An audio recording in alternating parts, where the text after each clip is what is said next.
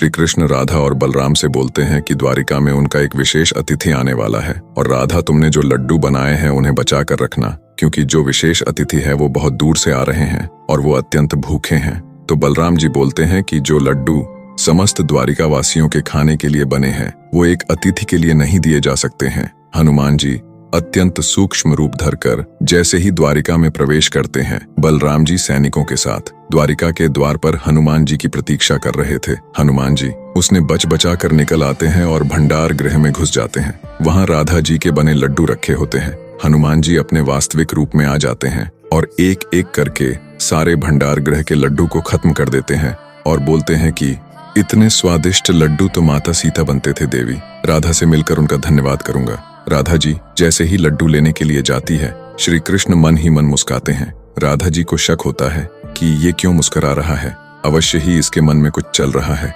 हनुमान जी को इतने लड्डू खाने के बाद निद्रा आ जाती है और वो वही थाली के नीचे वही सो जाते हैं। तभी राधा जी वहां आती है और खाली थाल देखकर चौंक जाती है, क्योंकि उनके बनाए सारे लड्डू हनुमान जी खा चुके थे। वो आकर सबको बताती है। फिर बलराम जी सैनिकों के साथ जाकर हनुमान जी को ढूंढने लग जाते हैं, पर हनुमान जी किसी को नहीं मिलते हैं। रात्रि के समय निद्रा में हनुमान जी नीचे गिरने ही वाले थे कि श्री कृष्ण अपना हाथ बढ़ा करके उनको बचा लेते हैं। राधा जी श्री कृष्ण के पास आकर हनुमान जी के बारे में पूछते हैं कि उन्होंने हनुमान को कहीं देखा है क्या, पर श्री कृष्ण उन्हें कुछ नहीं बताते हैं। हनुमान जी को स्वप्न में भगवान श्री राम दर्शन देते हैं और बोलते हैं कि हनुमान, मैंने तुम्हें यहाँ अत्यंत विशेष कार्य के लिए बुलाया है। ये विशेष कार्य जब संपन्न होगा मैं स्वयं तुमको दर्शन दूंगा। मैंने यहाँ द्वारिका में अवतार लिया है, समय आने पर वो विशेष कार्य में स्वयं तुमको बताऊंगा। अभी के लिए तुम अपनी निद्रा पूर्ण करो। सुबह हो जाती है। राधा जी अभी भी अतिथि ढूंढते ढूंढते परेशान हो जाती हैं।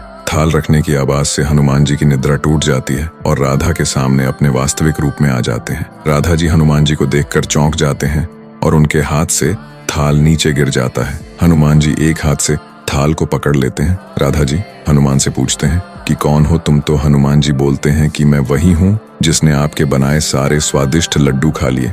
मैं जो भी हूँ देवी, राधा सर्वप्रथम आपका अरणी हूँ। ये लड्डू खाने के बाद मुझे मेरी माता का स्मरण हो आया, इसलिए मैं आपके चरण स्पर्श करके आपका आशीष लेना चाहता हूँ। जैसे ही हनुमान जी राधा के चरण छूने को झुकते हैं, राधा जी डर कर वहां से भाग जाती हैं।